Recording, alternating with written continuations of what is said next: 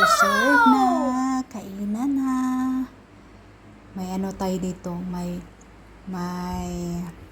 potato chips, may lumpia, may grilled chicken, may some of vegetable, may okra tayo dyan.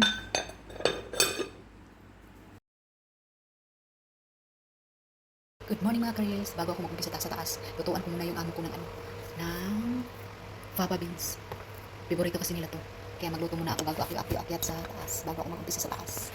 So tara, let's magluto tayo guys.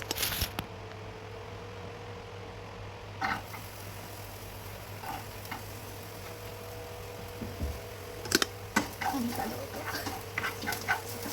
Happy Sunday!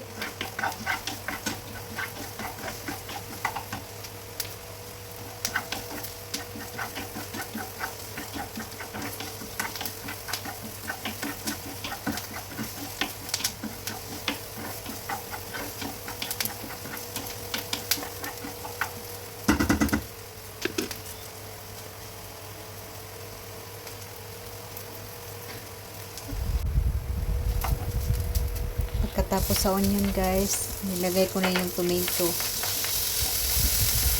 Tapos nahalo-halo ko lang para malambot yung tomato. Para hindi rin masunog. Pangit kasi yung lasa pag masunog yung onion. Kailangan lang siya, yung brown lang. Kasi yung apoy ko malakas para madaling maluto. Kasi mag-general cleaning pa ko sa taas. Kaya binis-bilisan inda yung niya, apoy. Tapos nilalagay ko na yung fava beans. Yan ang gusto ko guys, yung durog na. Hindi yung beans pa, yung liso siya. Kasi parang parang may yung parang napatla hindi ko gusto yung yung hindi durog.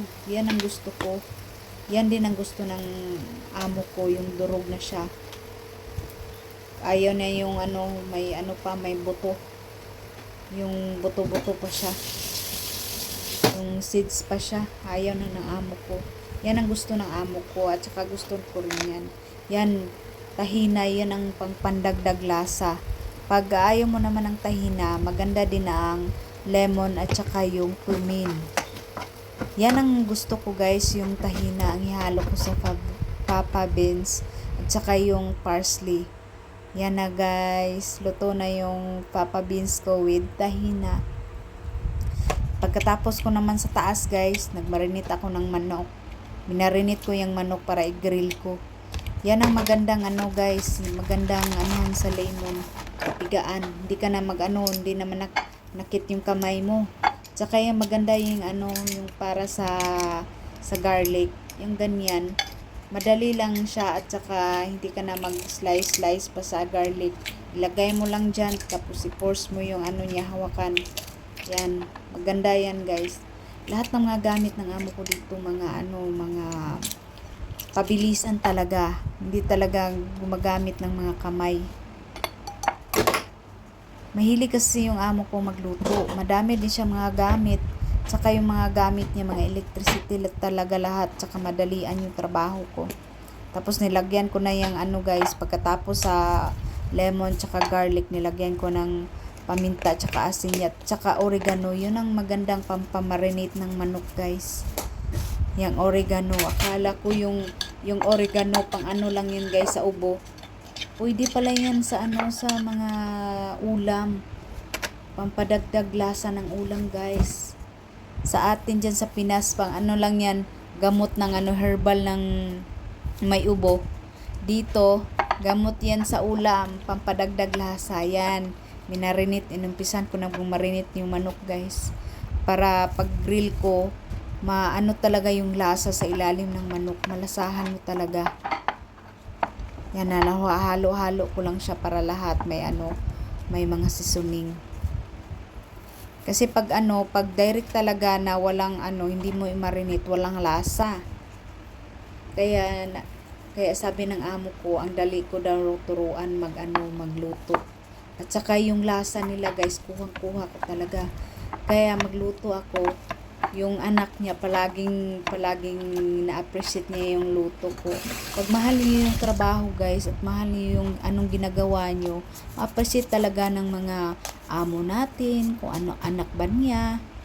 Palaging na-appreciate nila yung luto ko kasi ano ako sa luto lover din ako sa pagluluto.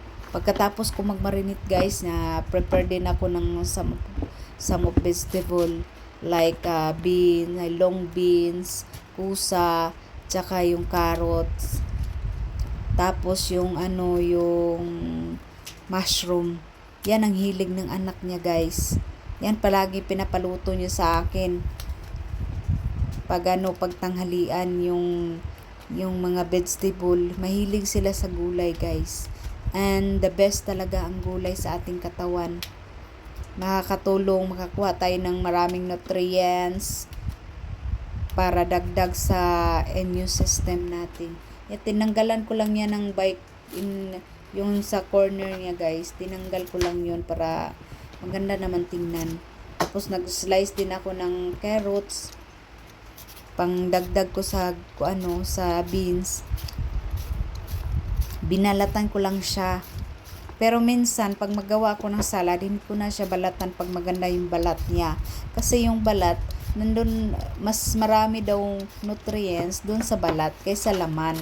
Wow! Pagkatapos ko, slice ko na niyan. Pagkatapos ko mag-slice niyan, slice ko na yung kusa. Na lang siya guys, yung size niya, pang long lang talaga. Yan ang hilig ng anak niya, yung long na pagka-slice. Nagtaka ako dyan sa camera ko guys. Palagi ako nakatingin sa camera kasi yung camera ko naging itim.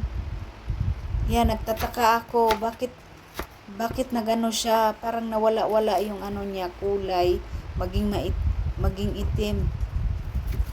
Kaya palagi ako nakatingin sa camera. Muntik ko na maano yung kamay ko guys.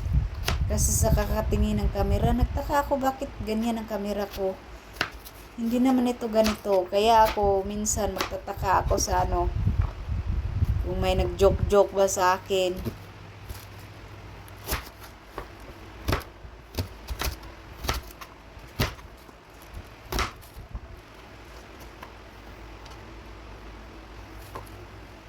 Ang tigas ng guys, ang tigas ng carrots pag i-slice mo. Tapos slice ka na yung kusa. Yung kusa hindi ko na binalatan guys kasi malambot lang yung balat niya, tsaka maganda yung balat niya. Hindi na siya kailangang balatan. Yung slice din ng kusa guys, pa straight lang. Para pantay yung mga nila, yung lang, yung carrots lang hindi pantay kasi bilog naman yung carrots hindi mo na pwede yung straight. Yan, alam mo, yung carrots pinaka favorite ko yung carrots kay lalo na sa white pasta sa may itlog, lagyan mo ng itlog, ang sarap na guys. Tinanggalan ko lang siya, hindi ko siya hinugasan guys. Kasi pag hugasan ko siya, yung tubig mag-absorb sa lalim na sa loob ng mushroom, magtutubig siya pag ihalo mo sa gulay. Yan lang tinuro sa amo ko na punasan ko lang daw ng kitchen tissue para hindi siya magtubig. Pagkatapos yan guys, nag-slice ako ng onion. High-tech din yung pang-slice namin ng onion guys. Hindi na mahirapan yung kamay mo sa pag-slice. Yan. Pagkatapos guys, ako ng tubig, nagpakulo. Kasi ko sa okra. Madali lang kasi maluto pag yung gamitin mo yung mainit na tubig, hindi yung malamig. Madali lang siya maluto. Inuna ko pala yung okra na lulutuin guys kasi matagal-tagal pa kasi ayaw nila yung sa atin na parang parang mild lang yung ano ng okra para hindi malata. Sa kanila naman gusto nila yung malambot na talaga. Masarap ang okra. Dito lang ako nakakita ng maliit na okra, guys. Ang sarap pala siya kahit salsa lang ihalo mo. Masarapan talaga ako. Pag mag-birthday ako, palagi ako nagluluto ng gulay dun sa bahay ko. Yan ang niluluto ko, yung okra, yung yung beans na naka-fridge na. Yun ang palaging binibili ko, guys. Tapos nilagyan ko pala siya ng tomato na ko, guys, na na-smash ko yung tomato, yung pampandagdag lasa sa pampandagdag lasa sa okra. Tapos nilagyan ko na siya ng nilagyan ko na siya ng salsa. Depende sa inyo kung ilang kutsarang ilalagay nyo. Tansya-tansya lang. Pagkatapos nun, guys, nagluto ako ng samosa vegetable. Kasi pwede naman hindi ito initin pag serve na. Kasi vegetable naman. Yan lang yung mga ko, guys. Yun ang mga vegetable ko. Everyday talaga, guys, nagluluto ako ng vegetable. At saka happy din ako kasi araw-araw din ako nakakain ng vegetable kasi need ng katawan ko na maraming nutrients din. Yan na, halo-halo ko lang siya. Maliit lang nilagay kong oil, guys. Yung nilagay kong oil is sunflower oil. Maliit lang siya, hindi kagaya sa atin na damihan natin yung oil. Dito maliit lang. Yung pagkaluto ng gulay, guys, half cook lang siya. Ayaw nila yung lata. Yung hindi naman masyadong lata, yung malambot. Gusto nila pagkain yung crunchy. Yun ang gusto ng anak ng amo ko. Tapos hinati ko yung hinati ko yung mushroom. Kasi yung kalahati gagawin kong sauce doon sa grilled chicken. Kasi yung amo kong lalaki, ayaw niyang kumain ng mga fried food na walang sauce.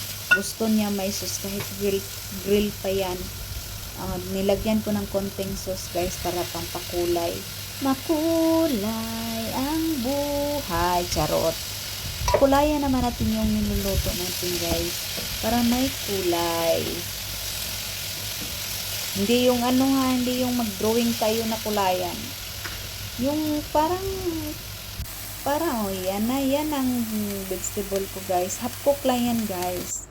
Napakasarap. Pagkatapos nag-fried ako ng potato, guys. Yan, nilagay ko lang sa air fryer kasi ayaw nilang na may mantika. Yan, tapos nagsaing din ako ng bigas. Ang nilagay ko sa bigas, guys, is shea oil at saka salt. Kasi yan naman lang yung rice nila dito. Sa akin lang yung pure rice lang sa akin. Pero alam mo naman, tagaluto lang tayo, sumusunod lang tayo sa mga anong gusto. Pagkatapos yan, guys, nagluto na din ako ng sauce ng grilled chicken. Yan, dinamihan ko ng onion, guys. Hindi man ako mahirapan mag-slice kasi may naman na electricity na nag-slice sa onion ko. Kaya wow, dinadamihan talaga yung onion ko. Mas masarap pag maraming onion. At saka malasahan mo talaga. Kahit hindi ako gumagamit dito ng parasa kagaya sa atin sa Pinas, yung mga magic sarap. Dito sa akin, guys, salt and pepper lang talaga. Pero nagustuhan nila yung yung tansya ng panglasa ng ko sa pagluto. Kaya palagi nilang ma-appreciate yung luto nila, yung luto ko. Nilagyan ko konti ng oil, guys, kasi na parang kulang sa oil. Tapos nilagyan ko na siya ng cooking cream. Yan ang nilalagay ko pag maggawa ako ng sauce, guys. Pag maggawa din ako ng white pasta, yan ang ginagamit ko. Tapos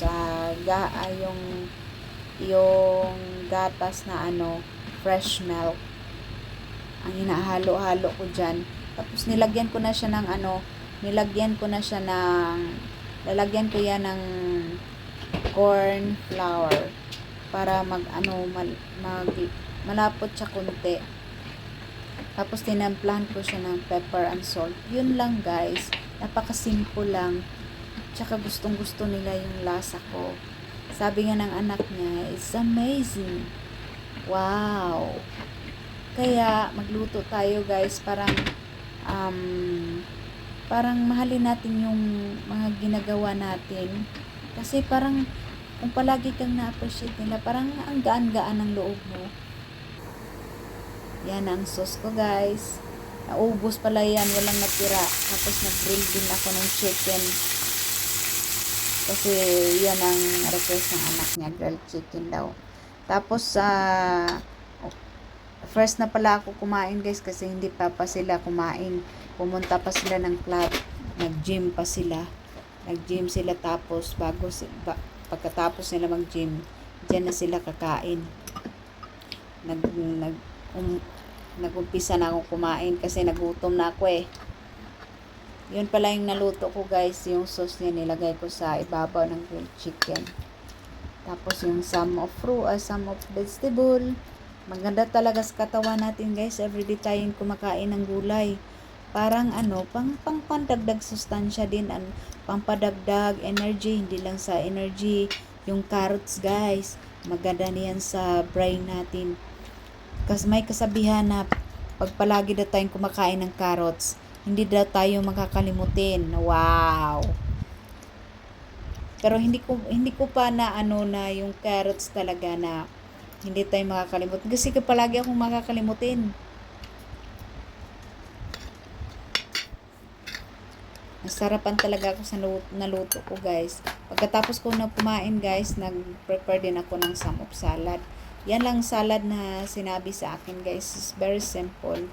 Cucumber, tomato, tsaka onion, at tsaka some of corn. Kasi parang nagsawa na siguro siya sa lettuce. Kaya iniba naman yung niya, yung request niya para sa salad. Maganda din ito guys. Yung cucumber, tomato, mushroom, yung corn. Wow! Ang daming sustansya natin makukuha dyan guys. Dito lang sila mahilig sa mahilig talaga sila sa vegetarian food. Kasi pag hindi sila mag-vegetarian food, alam mo naman dito yung mga tao guys, kain ng kain lang, hindi maganda tingnan pag lumaki sila. Kasi pag lumaki sila, malaki din yung baywang. Yan, slice ko yung tomato at saka yung cucumber guys. Tapos nilagay ko na yung corn.